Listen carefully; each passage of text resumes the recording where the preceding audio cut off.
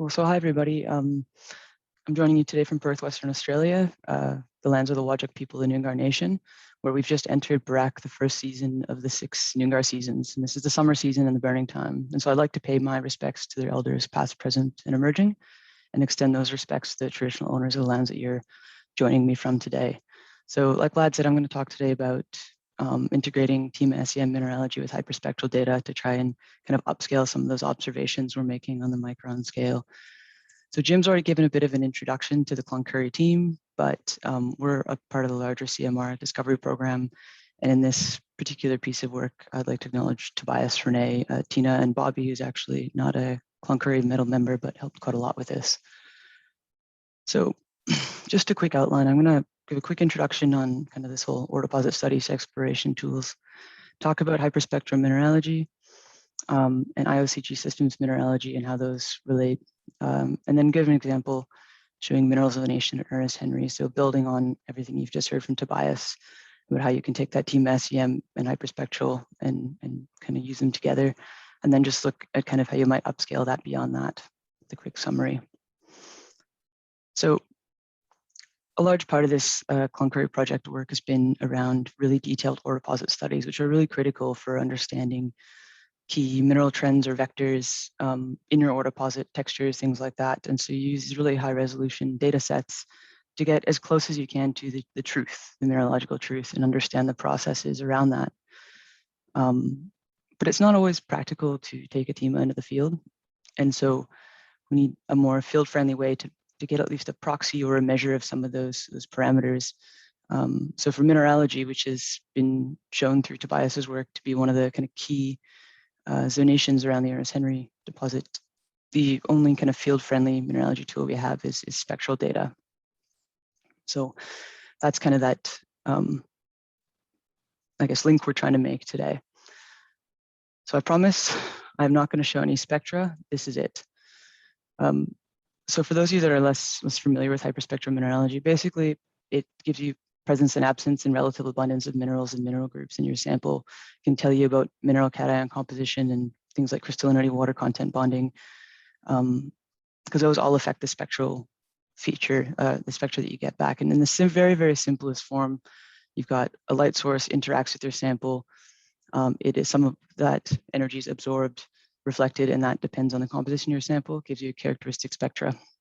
We'll leave it at that. The position and shape and size of these spectral features relates to the mineralogy of your sample. But you can see that hyperspectral mineralogy can give you a lot of different things, and that's because it's impacted by a lot of different parameters in your sample, which makes it quite complicated to get really qualitative data. But it is spatially comprehensive and a scalable technique. It's non-contact, non-destructive, so there's little to no sample prepped, and because it's physics-based, it's kind of traceable, measurable, reproducible. And so with respect to other mineralogical methods, it's relatively cheap and fast. It does only measure the top bit of your surface, and like I mentioned, it's an inherently qualitative technique. So you require some validation for mineral quantification, but that's pretty easily done through other independent quantitative measures like TIMA-SEM. And let's be honest, for many applications, especially kind of in the exploration space, qualitative outputs may be enough. You don't need to know whether you have 0.5% or 2% or 4% change in white mica. You just want to see a trend in that change. And so we'll look at both of those, where you do want the really qualitative minor trace elements, and where really quantitative trace minerals, and qualitative, and how you can use both. And there's also a really fast rate of advancement in data integration and predicting rock properties and relevant process parameters. So I'm just going to talk about getting quantitative mineralogy at hyperspectral data, but we've had success doing things like petrophysical measurements or geochemistry the same way. So there are many geologically relevant spectral regions. Most folks are familiar with the VNIR SWIR, which is most handheld field instruments that you'll bring to the core shed. This is really sensitive to hydrosilicates, things like your white micas, biotites, chlorites, some carbonates. But the spectral range extends much beyond that, back into the VNIR and also into the thermal infrared. And this is probably, I think, an underappreciated part of the spectrum, because it's quite good at identifying a wide range of mineral phases, even in low quantities, things like anhydrosilicates, like your Feldspars and quartz and things like that. And that entire spectral range is quite important in the context of IOCG mineralogy, and is the fact that not every spectral range is good for every mineral. And there's actually quite a lot of complications with certain mineral assemblages. And so in the context of IOCG systems, this is from Tobias's work, say for Ernest Henry, one of the most critical assemblages identified is the distribution of Feldspars. And you have to use a thermal infrared for that. The other critical assemblages around your white micas, chlorites, and carbonates. Now, while the SWIR is really sensitive to those, they're nearly impossible to unmix or get quantitative results for those from the SWIR because those mineral species all have overlapping or non-unique spectral features. And so that creates a big problem. You also have a lot of iron oxides, which also creates problems with interpreting shortwave infrared spectra. If we move to another part of the Cloncurry camp, for instance, the SWAN-Mt Elliot system, you have an overall mineralogy that's dominated by anhydrous silicates like pyroxene and feldspars. So you need to look in that thermal infrared range. And so what I'm trying to show here is that hyperspectral mineralogy is more than just shortwave infrared, white mica, and chlorite. And especially in the context of IOCG systems, we need to start looking at the thermal infrared to tackle that. And we're in luck because there are now thermal infrared field spectrometers, like handheld, looks like a little PXRF. One of those exists now, and the high logger also hits both those spectral ranges, and Courtney's shown a bit of that already. But because most folks are familiar with the SWIR, I'm gonna start there, because that's often where people start, but it's also where they stop because it doesn't always work. So I'm gonna show you a worst case scenario in terms of complex SWIR mineral assemblages. And so this is a drill hole from Ernest Henry. And this is the summary of the shortwave infrared data. And you can see most of it's invalid, or there's no mineral output from the unmixing. And that's because there's a very small proportion of SWIR active minerals and a lot of hematite and magnetite. And you can see that from the TIMA data. There's less than 3% volume percent of any given SWIR active mineral. And so it's not really surprising that you don't get a lot of information out of that data. If you try and scale that down to this using the TIMA mineralogy rounds, using a handheld instrument, you run into the same problem. You get a lot of either no classification because it's too difficult to unmix that spectrum, or you get inaccurate results where you get consistent overprediction of chlorite with respect to biotite because they're just difficult to unmix. And that's just an inherent limitation of SWIR spectral mineralogy in these systems. And so this is just kind of a worst case scenario, but that doesn't mean you can't use spectral mineralogy in this context. It just means that if you consider what you understand about the geology, say from the TIMA data, maybe SWIR isn't the tool you want to go for. But for simpler assemblages, that's not a problem. Here's an example from a drill hole from Mt Elliot where you don't have that magnetite problem. You actually have quite a large proportion of SWIR active minerals. And so just using some simple measurements from the ASD, so this is the high logger outputs, and the dots are where the ASD measurements are from. That's taken with a handheld instrument on a TIMA round.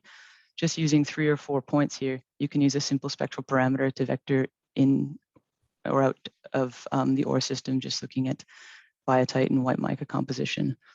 But that output was informed by the TIMA-SEM data because we still have that biotite chlorite issue. And if I didn't know there was biotite in a sample from that, I'm not sure this parameter would work. So now we'll go back to something a little bit more complex, I guess, the Ernest Henry zonation.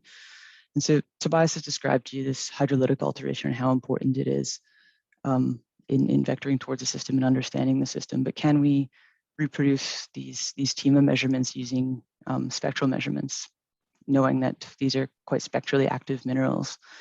And the reality is like I showed earlier, these are really complex samples, and so it doesn't really work. If you want to try and reproduce that trend Tobias has in his drill hole, you get what I showed earlier, where you have this overprediction of chlorite, and you basically don't see any sort of zonation in this drill hole towards ore. And this is just a fundamental limitation of doing SWIR spectra in these sorts of rocks. So let's look at the Feldspars. This is a zonation that Tobias showed again, where you've got this change from Albite and Plagioclase to more K-Feldspar dominated species as you go towards ore. And this time we go to the thermal infrared.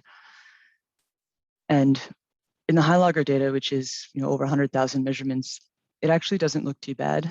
You have some overprediction, consistent overprediction of Plagioclase downhole, but it's not always practical to do 100,000 measurements. So if you try and do that on a smaller number of samples, you can't unmix it using traditional methods. And part of this problem with the difficulty between comparing the TIMA-round spectra to the TIMA mineralogy is a difference in your kind of measurement area that you're looking at. And I'll tell you, with both this and the biotite example, no amount of spectral magic, unmixing, putting in new libraries, there was no way to improve that output just by using traditional methods alone. So now we're left with a couple of key challenges. If we really want to try and take these TIMA measurements and scale them up, we need to deal with this complex mineral assemblage problem. You can use your TIMA-SEM data to inform the key relationships and which spectral methods to use, but you still have this kind of only minor proportion of SWIR minerals in this chlorite biotite oxide issue. You can improve that using the thermal spectral range, but there's still challenges with Feldspars. And so can we improve this using the TIMA-SEM as validation data? But then I showed earlier there's that scale consistency trouble with using the high logger. But the ASD scales quite well to the TIMA measurements, so you can use those to try and model the SWIR outputs from the TIMA. But the other kind of handheld FTR instruments don't. So we developed a new method for using that, doing that with a Brooker lab instrument. And so this is just to show that even with the scale consistent measurements of the TIMA and the spectral data, the traditional spectral and mixing just doesn't work, especially in the short wave infrared, or sorry, the thermal infrared for the white micas and biotites. It's a little bit better in the for the Feldspars, where if you do the scale consistent measurement to compare to your TIMA, you get kind of the same pattern, but you still have an over reporting of Plagioclase. And so can we improve on this? And this is where this data integration bit comes in. Because we have these scale consistent data sets, I can now use the TIMA-SEM data to generate and improve on the traditional hyperspectral outputs to reproduce these key downhole mineralogy trends. And so we tried that both with the SWIR and the thermal to reproduce what Tobias had done, but using a method that's less time consuming than TIMA, for instance. And so what I'm about to show you is an example where using 3 drill holes, use the data from the TIMA data and the spectral data from 2 drill holes to develop a model to generate outputs for the 3rd drill hole. And I'm going to show you the outputs of that. We use the standard PLS modeling workflow. This is done in TSG. It doesn't take very long. I'm not going to go through the details of it and just go straight to the outputs because I think they're quite exciting. And so firstly, we tried for the biotite chlorite modeling the downhole mineralogy from the SWIR, which didn't work. You can see here, this is the TIMA-SEM data that Tobias was showing earlier, the clear zonation where you get the chlorite and biotite going on, and the SWIR data no amount of validation using the TIMA-SEM seems to do that. I think that's just a complication with the iron oxides and the assemblages we have there. From the thermal infrared data, it worked quite well. We're able to reproduce basically the TIMA data from hyperspectral data using this validation process. And then even more impressive, I think, is the Feldspar speciation. And so this is Tobias's downhole plot showing the change in Feldspars towards ore in one of the Ernest Henry drill holes. And this is the same downhole plot generated from thermal infrared hyperspectral data. And so by using these 2 data sets together, we can kind of eliminate the need of TIMA-ing every drill hole, but use that key information to then kind of generate more of those kind of downhole plots using hyperspectral data. And I've just shown you an example of the mine scale, but I spoke earlier about how hyperspectral data is scalable. So this is an example from STARA, some work that was done nearly a decade ago now, looking at hyperspectral data on the regional scale, where they observed an aluminum pore white mica proximal to the STARA ironstones in this regional data. So right in here, you've kind of got less white mica, and then it's also more aluminum pore near the ironstones. And this was suggested to be some sort of chemical gradient perhaps, but I mean, putting process, I guess assigning a process to kind of a regional scale hyperspectral data set is a bit tricky, but we see the same trend in the high logger data from that drill hole going down towards the ironstones. And then the TIMA data also confirms that same trend. And with the kind of textural and trace mineralogy information we have also confirms that chemical gradient. And so this is showing the same thing, another one of Tobias's downhole plots where you can see the key changes in mineralogy based on the TIMA, which you can infer as well from some of the simple hyperspectral outputs. But if you were to do something similar like what I showed with Ernest Henry and generate a new a model to generate some of these trace minerals around the feldspars and biotites and things, you could quite simply, I think, reproduce something like this using hyperspectral data. And even when you have kind of very small trace amounts of these SWIR phases, you can still generate these outputs and then assign, you can be more confident in taking your interpretations made on this micron scale around the processes that are going on and the footprints of those processes and extrapolating that out to the regional scale data. And so I hope kind of what I've conveyed in this is that handheld hyperspectral tools can be used as a cheap, fast, friendly, field-friendly mineralogy tool for IOCG exploration, but don't just use the SWIR range. And if the SWIR range doesn't work, it doesn't mean you can't use hyperspectral mineralogy. The thermal infrared range is really critical in these systems, and these tools now exist in the core that you can take to the core shed. But in doing that, understanding the deposit mineralogy at the smaller scale should inform the selection of hyperspectral methods and outputs. For some systems and assemblages, standard outputs are enough, but selecting which outputs to use and when should still be informed by some of these finer scale observations. And when standard outputs aren't enough, like in the Ernest Henry example, using your TIMA-SEM validation data will allow you to reproduce key and really challenging minor mineral trends and zonations in these systems using hyperspectral data. And if you want to try and build a model like that, integrating these data sets, the sample scale is key. And so what we've shown is a new scale consistent method for measuring thermal infrared spectra from these TIMA rounds. And that by informing your hyperspectral outputs and building improved hyperspectral outputs using your TIMA-SEM data, you can then more confidently scale these TIMA-SEM observations and interpretations to the minor beyond scale using regional hyperspectral data sets or even field handheld data sets. Okay, thank you, Jess. Mm-hmm.